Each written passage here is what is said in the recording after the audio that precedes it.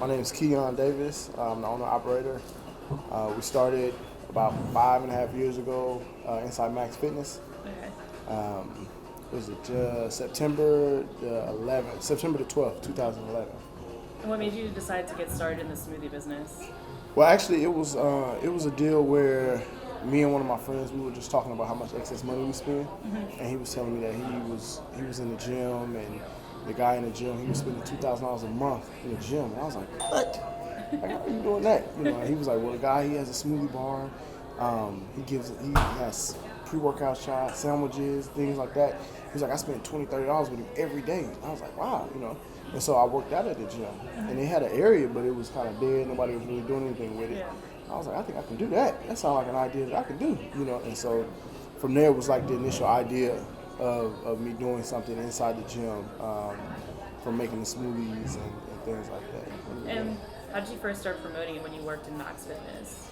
I just was like all over social media. I was giving out samples. Everybody that walked past, I was giving them something, getting them to try it. I would walk around the gym with trays and just getting people to try it, Yeah. and after that, it started becoming the norm. And I was in there every single day from like 7:30 to 9, Monday through Sunday.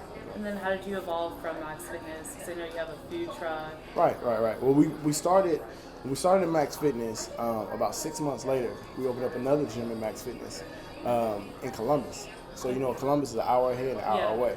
So at first it was just like me just grinding and gutting it out and just going down there and just trying to make it work. But after a while, it kind of was just tearing a toll on me because I didn't necessarily have systems in place.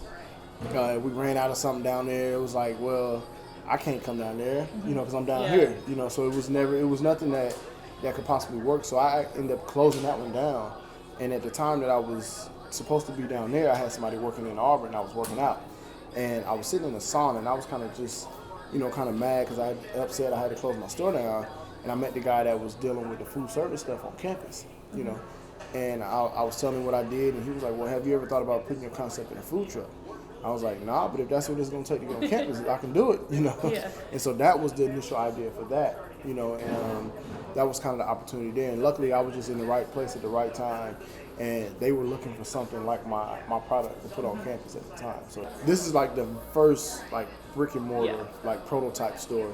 And so we went here, the kind of progression went, we got on campus. I think the next year, opportunity at AUM came up.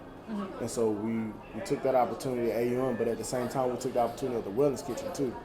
So we was in the Wellness Kitchen and AUM, but then we tried AUM for a semester. It didn't really work out.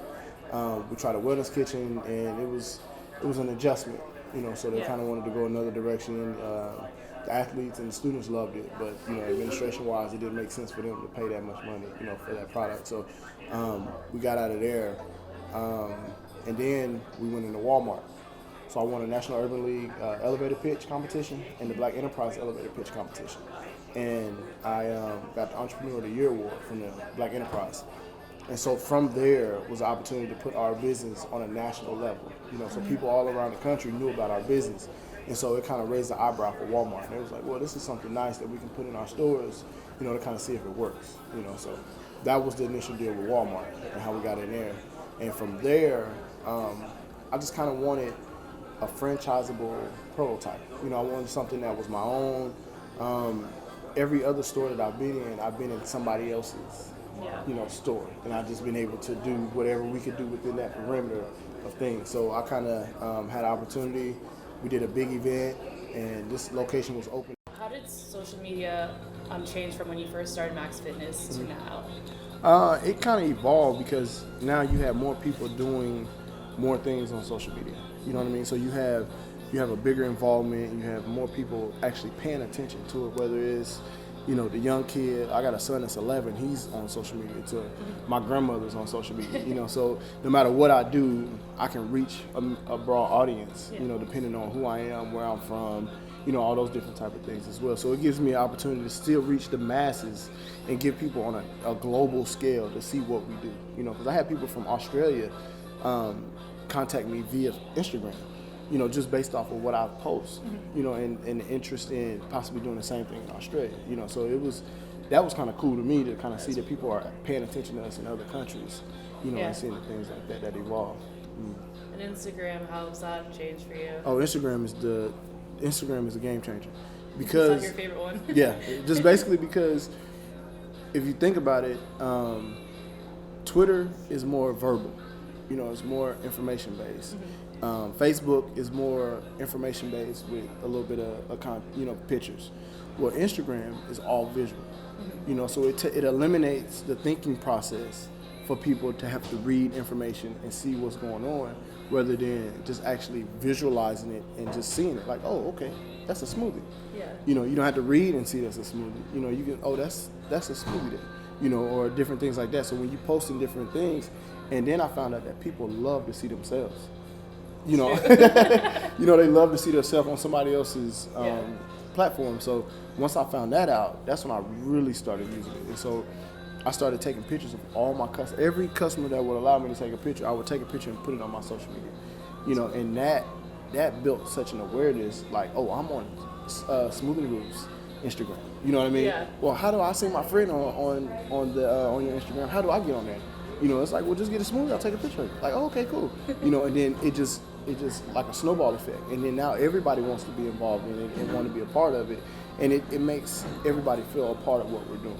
So do people just come up to you and say, hey, take a photo of me? Well, a lot of people are like, hey, how do I get on the truck? Because my truck has all my customers on it. Yeah. Their Twitter, their tweets, and everything like that. So it's like, I'm very, very big on customer relationship and building that customer loyalty from within. So now the people that come to the store that see their picture here, this will in turn become their store. Yeah. I had a group of girls come in from campus. They was like, oh, my picture's here. So they took a picture of their picture that's on the wall. You know what I mean? That's all Instagram pictures and Twitter, like what people said about the food trucks and the product itself. That's really cool. Yeah. And now I have a source where I have articles, because I do a lot of speaking engagements. I do a lot of empowerment and different mindset changes when I speak. And so I have an entrepreneurship and a health and wellness article that's posted every day on my Twitter.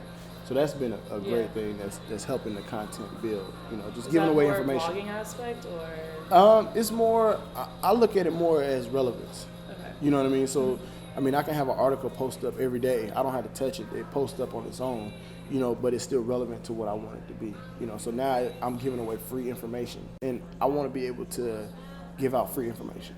We have a recipe book that we published, and so we want to be able to be a resource for people, because even though you might not be able to buy our smoothie, we can help you make your own smoothie at home, just like ours. Yeah.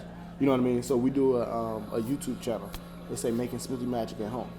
So we show people how to properly blend, how to properly put the portions in, how to properly, do certain things with the blender so that you can do the same thing at home. And how did you first start promoting this store? Just through all of my other platforms. So what I started doing was I tried to build awareness from just doing like coming soon. And I've always been very transparent, so I never try to hide anything or try to make it seem like I'm more than what I am or anything like that. I just want to be very transparent. So from the get-go, we started showing you what we were doing, and the progress step by step. So I started posting up just a blank canvas.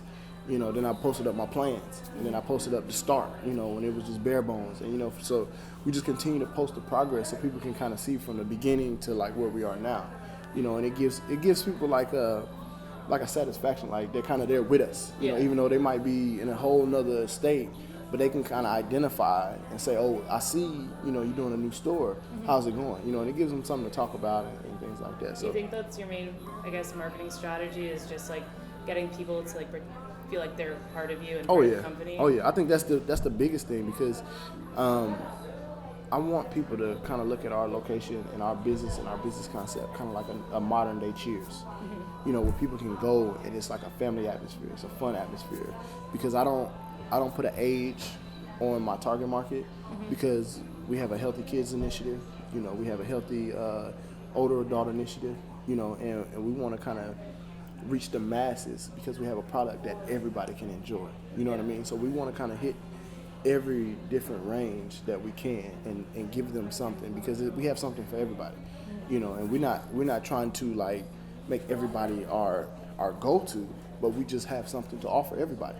So from that, we want to be able to identify ourselves, first of all, what we do, what we're good at, and then secondly, identify who will need that, and who would enjoy that at the same time.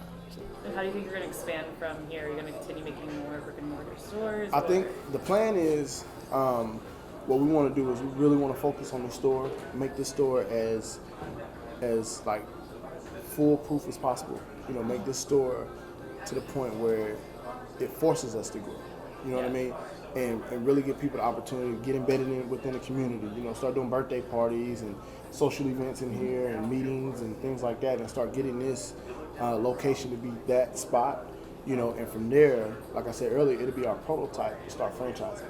So when we have people coming in that want to be interested in franchising, they can kind of see our operation from within. And then also too, we still have our trucks. So the trucks will be able to leverage the store, and the store will be able to leverage the trucks.